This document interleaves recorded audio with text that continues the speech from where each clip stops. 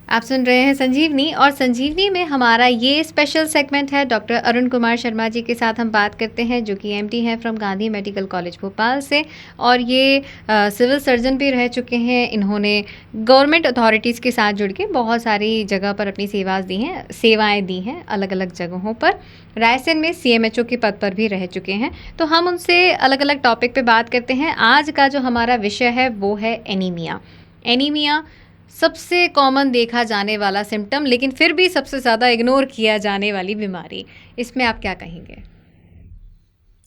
भारतवर्ष में एनीमिया के बारे में मैं ये कहना चाहूँगा कि इस देश में एनीमिया विशेषकर गर्भवती महिलाओं में प्लस 0 से 5 साल के बच्चों में ये बहुत ज़्यादा प्रेवलेंट है। प्रेवलेंट रेट इतना है कि करीब 65 से 70%, चाहे वो हमारी गर्भवती महिलाएं हों या हमारे छोटे बच्चे हों जो अंडर 5 है, उनमें एनीमिया देखने को मिलता है। एनीमिया होता क्यों है? एनीमिया का जो सामान्य भाषा में बोल जाता है कि खून की कमी है। हम तो कॉमन चीज़ों के बारे में बात करें, अभी मैं बहुत डिटेल में नहीं जाऊंगा जी। कि जो एनीमिया होता है हमारे खान पान, और दूसरा हमारी फूड हैबिट्स, दूसरा हमारा हाइजीन, इन तीनों के मिश्रण, और चौथा है हमारा एक्सरसाइज, जिसके लिए मैं हमेशा कहूँगा कि वो हमारा जीवन का एक बहुत बड़ा हिस्सा है। एनीमिया में हमारे यहाँ डाइट, लोग फास्ट फूड, जैसा अभी पिछले बार चर्चा हुई थी कि फास्ट फूड की तरफ ज़्यादा भागते हैं, जिसमें कि आयरन ऑलमोस्ट 0 होता है। तो आयरन वाली चीज़ हमें लेना है। आयरन कहाँ से आता है? हरी पत्ते वाली सब्जियाँ, सलाद, फ्रूट्स, ये हमारे आयरन के सोर्स हैं जी। ये अगर डाइट में इन चीज़ों का इंक्लूजन रहेगा तो निश्चित रूप से हमें एनीमिया से हम बहुत दूर रहेंगे।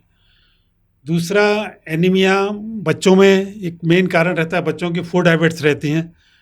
हम लोग अपने समाज में देख रहे हैं कि वो भी बच्चे फास्ट फूड की तरफ ज़्यादा आकर्षित होते हैं, चाहे वो कुरकुरे के रूप में हो चिप्स या हो, और भी चिप्स हों या चाउमीन हो।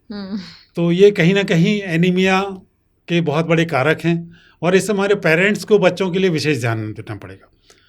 एनीमिया के लक्षण मुख्य रूप से, पहले मैं बच्चों में बता दूं कि बच्चा अगर स्कूल गोइंग है या नहीं है, बच्चा लिथार्जिक रहेगा, सुस्त रहेगा, उसका किसी भी एक्टिविटी में कोई मन नहीं लगेगा। हम बच्चे को बहुत अच्छे स्कूल में पढ़ा रहे हैं, लेकिन बच्चे का परफॉर्मेंस बड़ा पुअर हो रहा है। पेरेंट्स ये सोचते हैं कि हम बच्चे को बहुत अच्छा खाना खिलाते हैं, फिर भी ये इतना कमज़ोर क्यों है पढ़ाई लिखाई में। तो कहीं ना कहीं एनीमिया उसको निश्चित रूप से निकलेगा। इसके लिए सरकार की तरफ से प्रोग्राम भी चलाए जा रहे हैं। ये स्कूल में मिड डे मील भी दिया जाता है। हेल्थ सप्लीमेंटेशन में आयरन फॉलिक एसिड की गोलियां हर मंगलवार को स्कूलों में टीचर्स खिला रहे हैं अपने सामने जी। और इसके साथ साथ ये एक डिवॉर्मिंग डे होता है, कृमिनाशक दिवस, जो आपने सुना होगा। उसमें पूरे देश में एक साथ सारे स्कूलों में एल्बेंडाजॉल की गोली खिलाई जाती है। वो इसीलिए खिलाई जाती है कि एनीमिया का मुख्य बड़ा जो घटक है बच्चों में वो कृमि है, वर्म्स है। तो वो जो पेट में कीड़े हो जाते हैं जो। जी।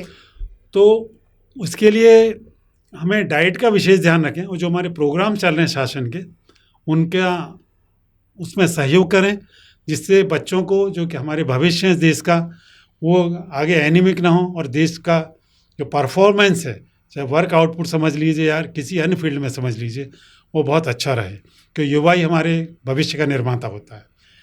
एक और एनीमिया का कारण होता है गर्भवती महिलाएं। जब कोई महिला विशेषकर जब पहली बार गर्भवती होती है तो उसके कई तरह की चीज़ें उसको फेस करनी पड़ती हैं। उसको उल्टियाँ आएंगी, खाने की इच्छा नहीं होगी, तो उसको खाना थोड़ा थोड़ा दें, हरी सब्जियां उसको टॉप अप करें उसके खाने में। और एनीमिया के लिए उसको पहले 3 महीने में आयरन नहीं देना चाहिए, 3 महीने के बाद आयरन देना चाहिए, और वो डिलीवरी के 6 महीने बाद तक देना है। कंसेप्ट्स, कई बार महिलाओं से मैं इंटरेक्शन हुआ गांव में, हमने 2 महीने गोलियां खाई थी। नहीं, ऐसा नहीं, आपको 12 महीने गोलियां खानी पड़ेंगी जी।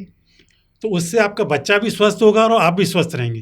अगर माँ कमज़ोर होगी तो निश्चित रूप से बच्चा कम दिन का होगा, और कम दिन का होगा, कम बंजर का होगा, तो बच्चा आगे जाके हमेशा बीमारियों का शिकार रहेगा। तो एनीमिया गर्भवती महिलाओं में भी 60 से 70% मिलता है। तो हमारी जो शासन की जो योजनाएं चल रही हैं, आपको आयरन की गोली दी जाती है, फॉलिक एसिड की गोली दी जाती है, वो नियमित रूप से लें और हरी सब्जियां खाएं। गर्भवती महिलाएं विशेषकर दोपहर के समय आधा पौन घंटे आराम जरूर करें, पर आयरन की गोलियां डिलीवरी के 6 महीने बाद तक खानी है। बच्चों में सर किस प्रकार से जैसे अगर वो एनीमिक हैं तो उन्हें हम क्या खिला सकते हैं?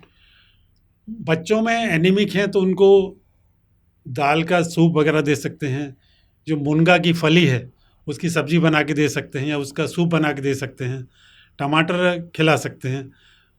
और हरी सब्जियां का इंक्लूज़न बच्चों हों चाहे बड़े हों सबकी डाइट में करिए, उससे ही डाइटरी पैटर्न से एनीमिया सुधर जाएगा।